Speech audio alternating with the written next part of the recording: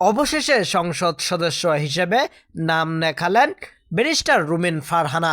যে দলের জন্য তিনি দীর্ঘদিন ধরে আন্দোলন সংগ্রাম চালিয়ে আসছিলেন, সেই দল তাকে মনোনয়ন না দিয়ে মনোনয়ন দিয়েছিল জোটের প্রার্থী জুনায়েদ আল হাবিবকে।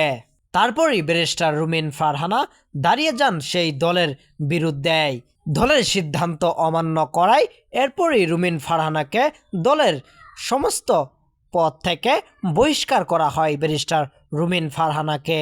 এরপরই শুরু হয় নানান সমালোচনা, দল থেকে দেয়া হয় বিভিন্ন হুঁশিয়ারি।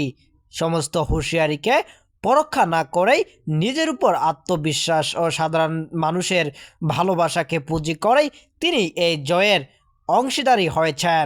এই জয়ের পরে তিনি বিজয় মিছিল ও উল্লাসে মেতে উঠেছেন সাধারণ মানুষদের সাথে।